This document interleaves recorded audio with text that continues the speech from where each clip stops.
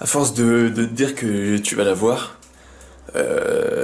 tu as l'impression que tu l'auras jamais. Eh bien,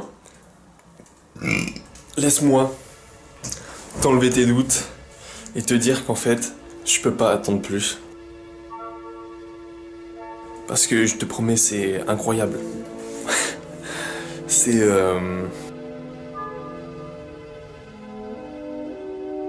On partage certaines manières de penser, parce que nous sommes un petit cercle de personnes partageant certaines choses. Donc si je te parle de ça, c'est parce que j'ai bon espoir. Enfin, c'est pas que j'ai bon espoir, mais je pense que ça peut fortement t'intéresser.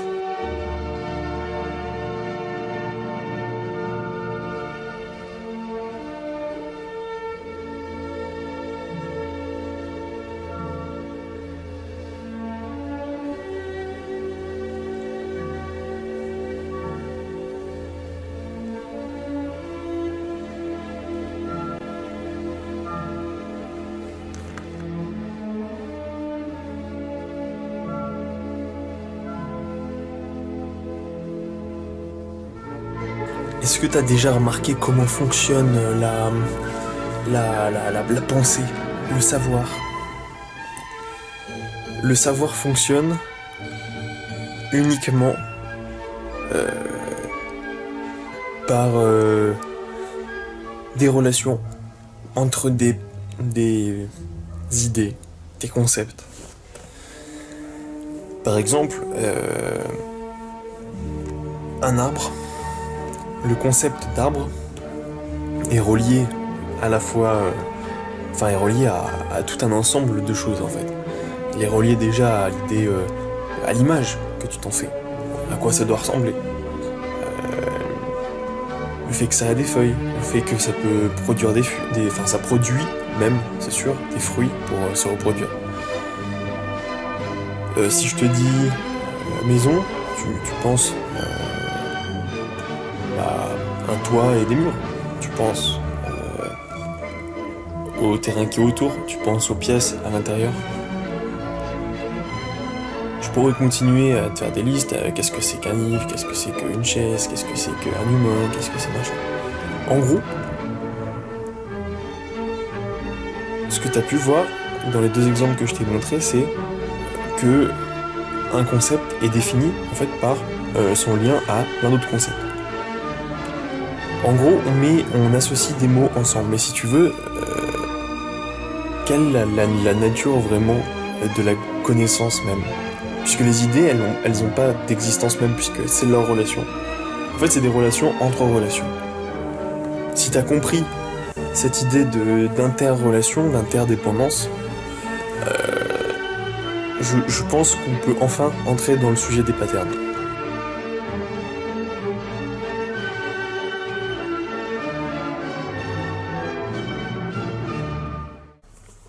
Les patterns, il y a plusieurs manières de les voir. Pattern. Déjà, je vais le traduire. En fait, j'aime pas le terme pattern, hein, parce que il y a la racine de pater. Comme s'il y avait que l'homme qui générait. Je sais pas pourquoi pater, comme ça. Ou alors je me trompe sur la racine, dans ce cas-là, je fais un flanc pour rien. Mais bon, en français, ça se traduit par patron ou motif. Donc on va plutôt utiliser le terme de motif, qui est privilégié dans les traductions des livres permaculture. Un motif, ouais, c'est quelque chose qui va se répéter. C'est, par exemple, qu'est-ce qu'il y a comme motif? Tu vois, sur la couverture de cette Bible, tu vois que là, eh ben, il y a des motifs qui se répètent. Par exemple, il y a 3 ronds. Et grosso modo, l'image, elle est construite avec ça au milieu, et de chaque côté partent des colonnes qui sont décorées. Tu peux voir aussi qu'il y a un écart de quelques millimètres. Tu vois, ça crée une interface entre l'image et le contenu. Enfin bref, tu vois, tu peux voir plein de choses qui se répètent un peu de partout. Et bah ça, c'est des motifs. La première manière d'expliquer les motifs, c'est simplement de dire que c'est des choses qui se répètent. Mais quoi?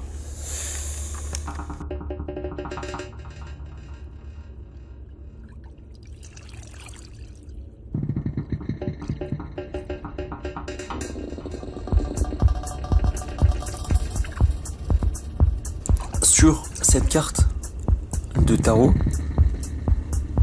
d'ailleurs je te montre le dos parce que c'est encore plus explicite, il y a des motifs, tu vois, ça se répète, il y a des choses qui se répètent.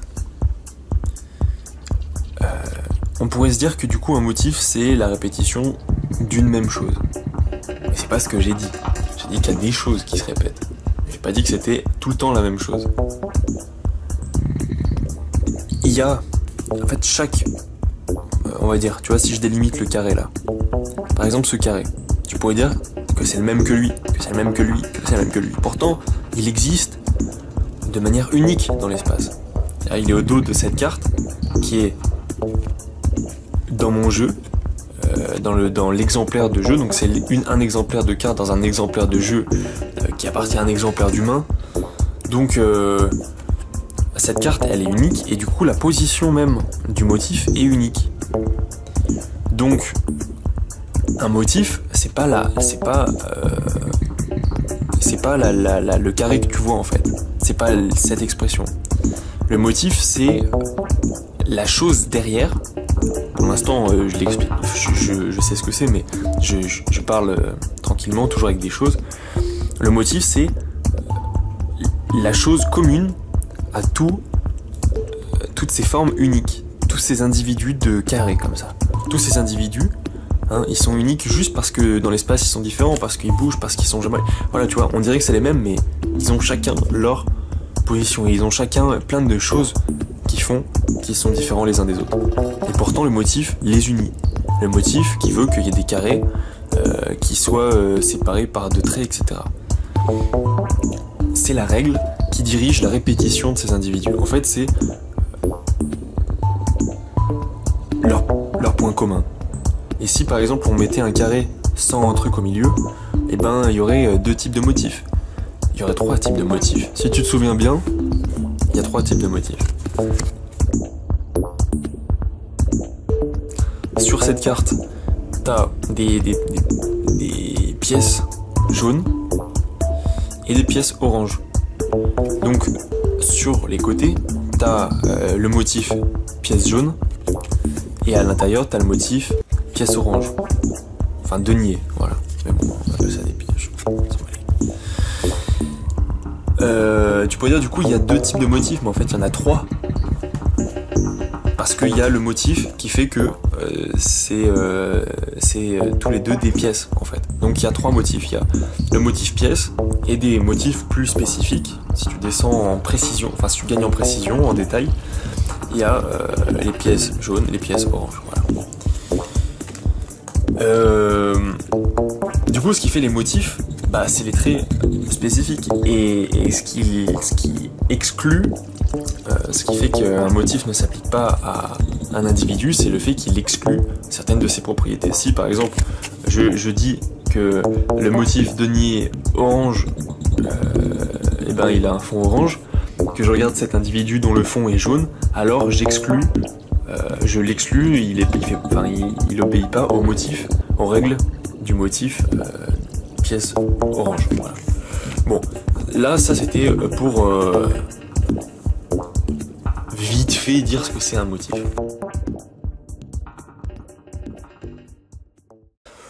Comme on est plutôt clair maintenant sur comment dire,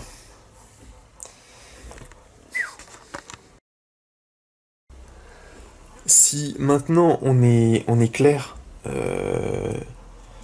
sur la définition presque du dictionnaire, j'ai envie de dire, non mais comme je le vois de manière informelle, le motif c'est ça, c'est l'idée générique qui s'exprime chez plein d'individus. Donc si cette base elle est fixe, maintenant on peut voir l'aspect utilitaire du motif. Le motif dans sa définition, moi je l'ai connu via l'informatique, mais là j'ai passé un stade avec le Pattern Language, qui est une sorte de bible à rajeunir, hein. Il faut la dépoussiérer, ça peut être un projet aussi, hein. Voilà. Dans ce livre, on a cette définition qui est qu'un motif, c'est une solution générique face à un problème récurrent.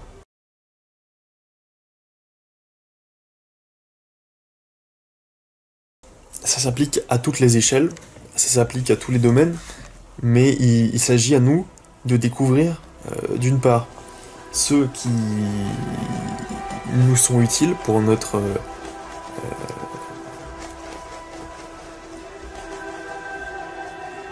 c'est quoi le terme déjà?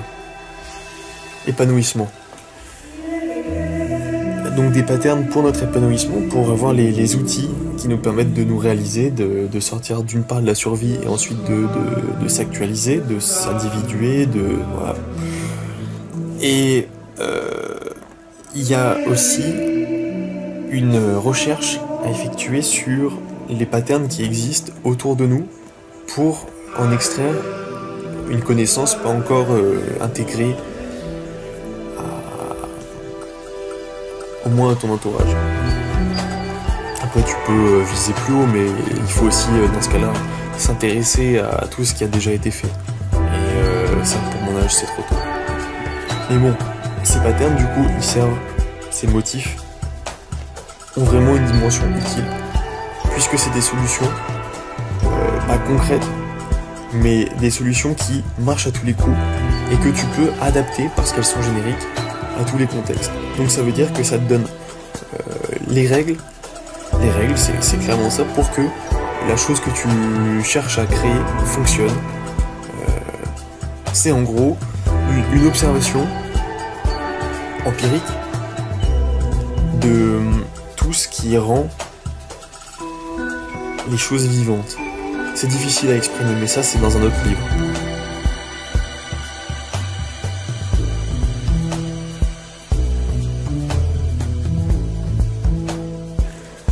Même auteur, mais plus conceptuel, The Timeless Way of Building. Alors là, pas d'outils, mais vraiment la définition de ce que c'est qu'une pattern en tant que qualité qui donne aux choses leur vie, qui rend les choses vivantes. Que ce soit des habitations, parce que lui, il a un point de vue plutôt architecture, urbanisme, architecture extérieure, intérieure. Mais dans le livre sur les forêts comestibles, on a des motifs qui s'appliquent aussi à la culture, à l'agriculture, à la culture en forêt, à la permaculture, etc. Donc en fait, à propos de la permaculture d'ailleurs, je parle d'outils conceptuels, je parle simplement de connaissance des motifs. De savoir, face à telle situation qui va se répéter, comment, plutôt quel comportement fonctionne bien, quel comportement a déjà été testé. Ensuite, toi, tu regardes si ça fonctionne, et puis rien ne t'empêche ensuite de chercher une meilleure solution.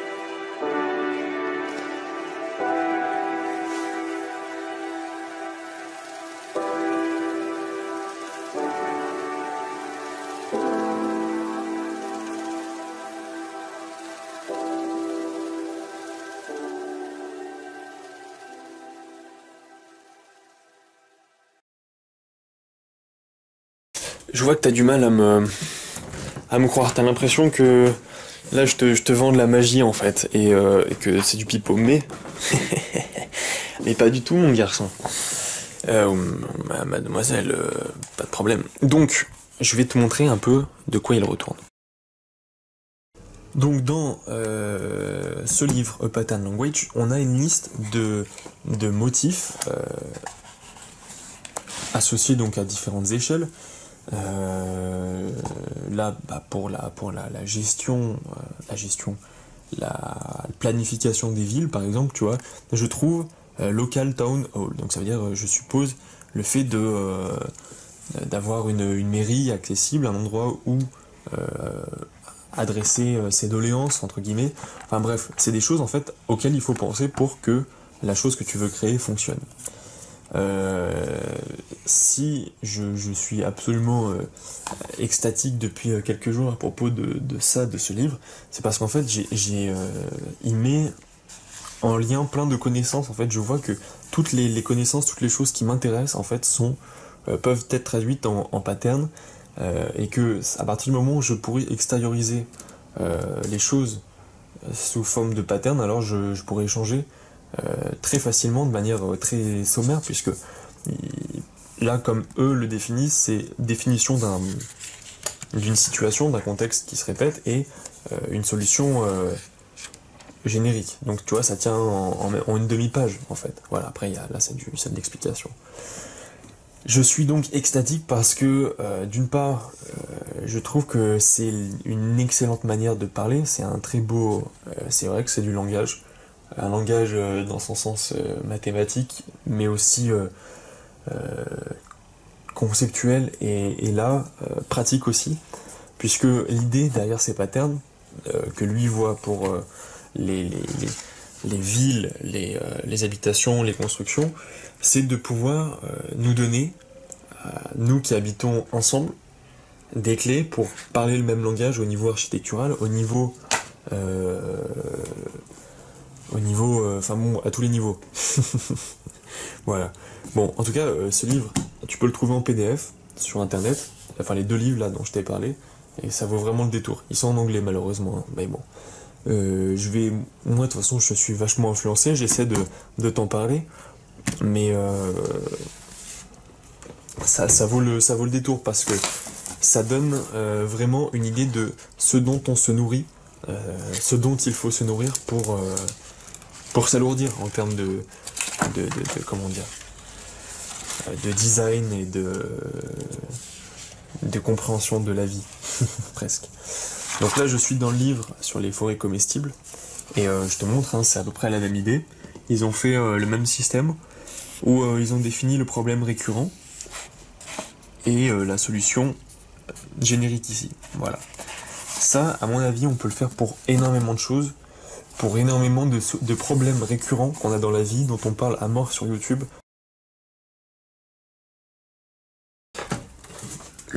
Bon, et donc, à ton échelle, à mon échelle, moi, ce que je fais, c'est que déjà, j'ai remarqué, en observant la nature, en observant les gens, en observant plein de choses, des choses qui se répétaient tout le temps, tu vois, et qui me permettaient, si tu veux, en fait, c'est comme ça que fonctionne le savoir. C'est comme j'ai observé pas mal de choses, j'en ai déduit des motifs, et du coup, je sais, a priori, vers quelle réaction aller plus rapidement. Ça veut pas dire que je dois tout le temps l'appliquer. Je devrais vraiment expérimenter et faire un feedback permanent, parce que sinon, je risque de toujours utiliser les mêmes solutions. Alors que la raison pour laquelle je t'en parle, c'est pour diversifier les patterns.